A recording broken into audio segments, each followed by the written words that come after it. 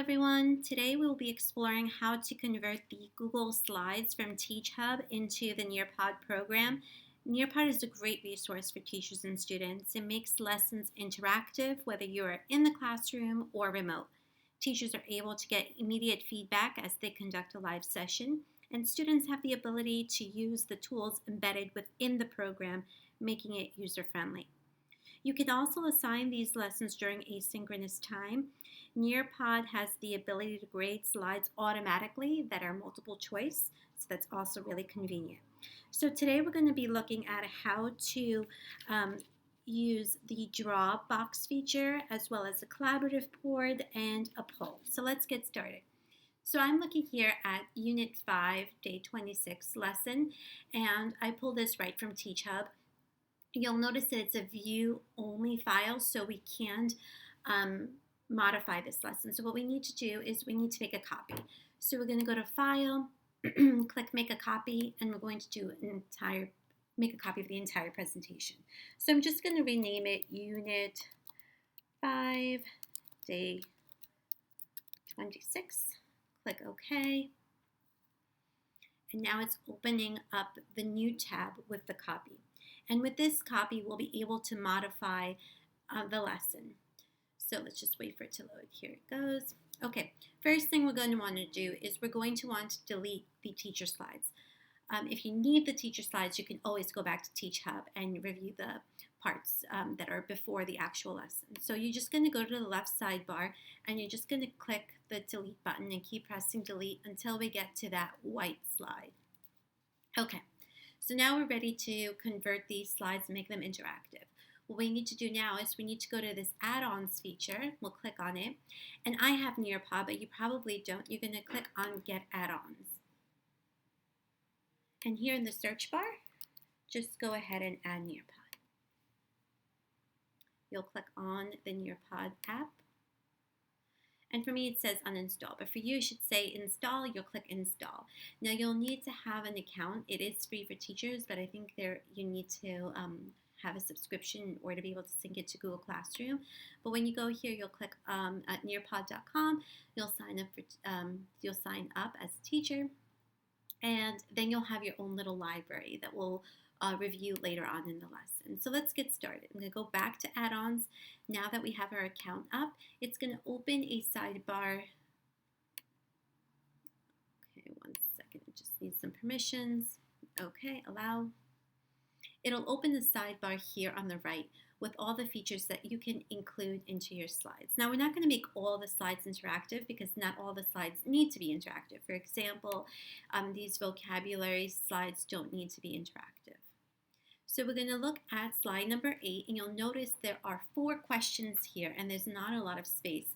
And it is part of the 3 reads, so we're going to make 3 slides for each of the reads. So I'm going to go here on the left side, and I'm just going to left-click and duplicate the slide 2 times so that I have it in total 3 times. So I have 8, 9, and 10 are now the same slide.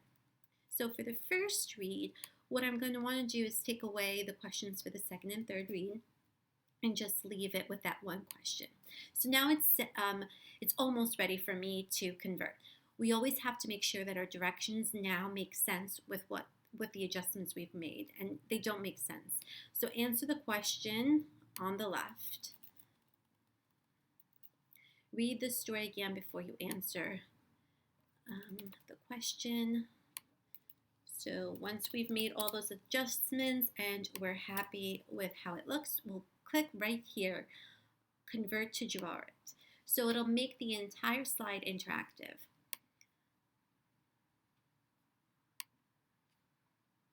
Okay, so just wait for a moment for it to actually convert the slide. You'll see another slide pop up between 8 and 9.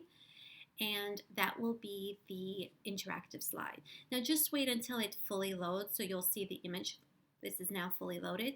We're going to go back, and now I don't need slide number 8 anymore because that one's not interactive. I want to keep this one that we just made interactive. And then I'm going to do the same for 9 and 10. So I'm going to take away the first question. I don't need that. And for the second read, I want students to answer both of these questions. So I'm going to space it out a little bit, answer the question on the left one at a time, read the story again before you answer a question. So delete that. Looks all good. And again, I'm just going to press convert to dry. Again, wait until it's fully loaded, until you see the question again before you delete this slide.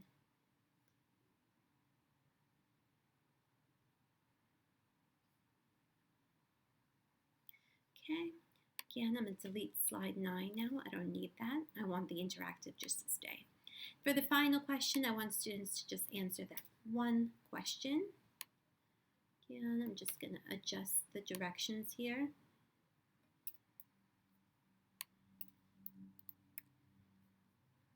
And again, convert to dry. Now, you might also want to make this a collaborative board. So if you don't want to leave it as a question, you can actually change this into a collaborative board. And I'm going to show you how to do that with this question too. So another option is that you can have this question. And instead, we're going to click here, this button here, collaborative board.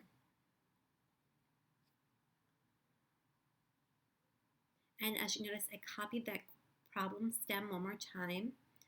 And let me see if it's enough. No. So yeah, there's only a limited number of characters you can write on the top line. So I'll write the question here, the problem stem along with the question. Is a mathematical question you could write to go along with. Okay. And then you could play around with the options here of what style you want. You might want the traditional corkboard. We're going to click Save. And that is a second option that you can have. So if you don't want students to draw, you want students to see other students' answers pretty quickly instead of sharing out, that could be a great option. So either way, we have those two options now. I can delete this previous slide that's not interactive. And there we have, two choices. You won't want to publish both of those choices. You can choose which one that you would prefer students interact with. And then as a final one that we're going to look at, what's my slide 16 now, but it's the slide F here. We're going to create a poll. So I'm going to take a snapshot of this little fraction comparison sentence here. So in order to take a snapshot with a Mac computer, you press Command-Shift-4 at the same time. If you have a computer that's not a MacBook, then you'll have to use the little snipping tool. I'm sure you can search that in with the magnifying glass. Just type in snipping tool and it should pop up. So what we're going to do now, after I took a little snapshot here, I am going to go and find the option for a poll right here. Click on it. Now the first thing I'm going to do, so I don't forget, is add that image. So I'll click on image and I'm going to drag that image from my desktop right here into the circle. And I'm going to see it right there. And I'm going to type in the prompt for them.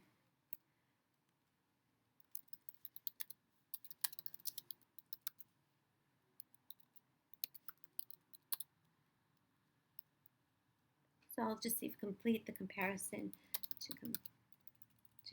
or complete the comparison sentence.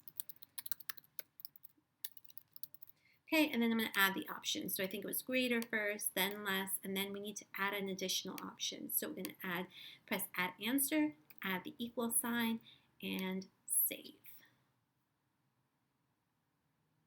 Now there was also an option to add multiple answers, so students could pick more than one. In this case, we'd only want one answer for students to choose.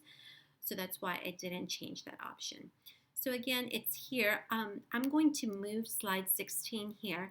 Now you might want to keep this slide because there are a lot of other questions that you might want to address with your class. So you might initially want to just see how students answer that comparison, and then you might want to lead into the following slide and go over the other questions that are there.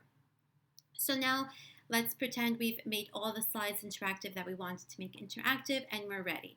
What we're going to do now is go to this option here, save, and go to Nearpod. So we're going to click that. It's going to save it. It's going to take it right to your Nearpod site. And it takes a while for it to save, especially if there are a lot of slides, so just be patient. And then I'm going to show you 2 different ways to view this. So I'm going to have you view it as a teacher and as a student. So we have a little bit more to do and then we'll be done. Okay, so I'm just going to move this into my folder for this program so I'm not overwhelmed with all these files. So you'll have 2 options here. You'll have an option where you can have a live participation or a student pace. That would be where you give it to them to complete during asynchronous time. So the live participation, if you're going to do this live, you'll get a link. So let me just click on it so I can show you the link. You'll click on the link and then you copy and paste it and share with your students. So let's take a look at that. There's some great features that are just kind of recently updated, which make it so much more friendlier for teachers. This little draw pen makes any of the slides that are not interactive for you. So for example, if I wanted to go over something or highlight something for the students, I can press that and these tools pop up and students see whatever I'm doing right at that moment. So that's great. You also have some additional features up here. You can open a whiteboard. For example, if you just quickly want to maybe drill or just go over something, you can press that, and again, students will see that right when you're doing it on their end as they participate on their Nearpod. And then you have some other things like you forgot maybe to do something or you feel that it would be good maybe to add something at that moment. You have those options to do that as well. So that is basically the teacher view. So you're just going to control which slides students see. And as students are completing it, when we get to one of these questions here where it's interactive and they could draw, when students get to this slide, you'll see all of your students' little boxes pop up. So you'll see everybody who is awaiting to start, how many students are in progress, how many students have been submitted, and you can click on it and it'll make it larger so you can see what students are writing. And once students have submitted, there'll be a little red button right here on the top right that says share. And you can actually press that button and everybody at that moment sees that student's work. So they can share out what their thinking is and students can see it without having to go back to the Google Meet screen and Nearpod.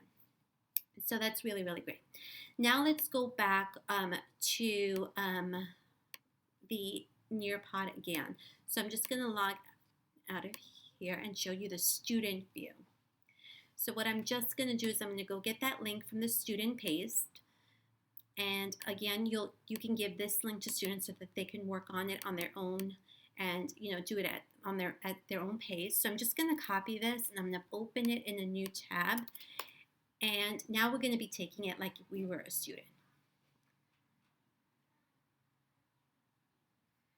Okay, so I'm going to log in. Again, you want students to log in with their DOE account.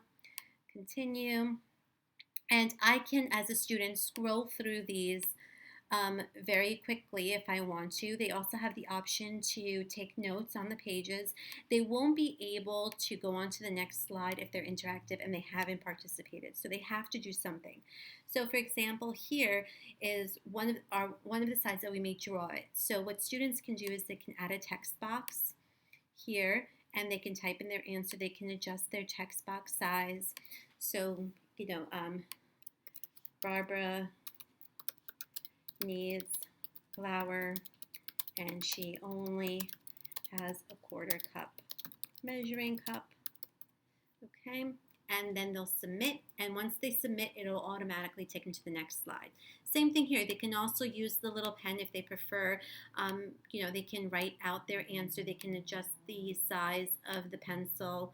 So I can count. You want them to make sure to use those prompts that are available for them, and they'll complete that. Again, once they've completed it, they'll press submit and it'll automatically take them to the next slide. So here we have the collaborative board, and it tells us the prompt, the problem stem, and what we have to do, which is write a mathematical question. So how many 1/4 cups does Barbara need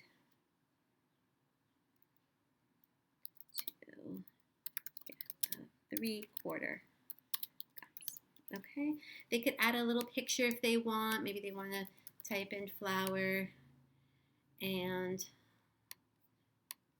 add that in. They could add a little image. Other students, again, they won't be able to do it when it's asynchronous, but if it was live, they can like it. And here was the other example, again, where we just made this one also a draw slide. And yeah, we can't go on until we do something. So maybe I'll add a text box here. Okay. How many quarter cups make up 3 quarter cups?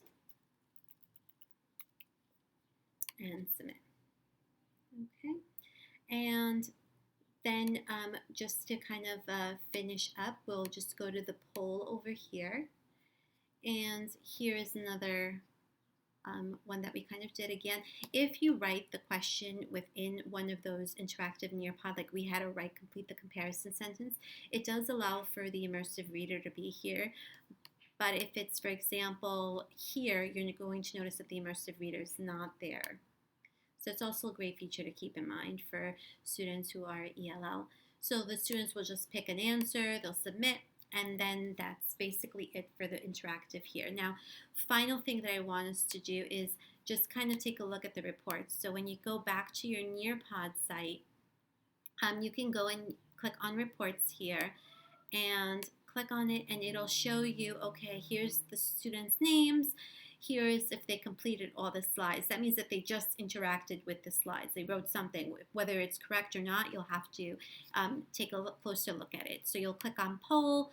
You can click on, okay, that student chose the less than sign. For the drawer, you can click on each one and see what the students wrote. And the same thing for the collaborative board. It gives you 2 options there, so you can view it or you can go to an editable version of it. Okay?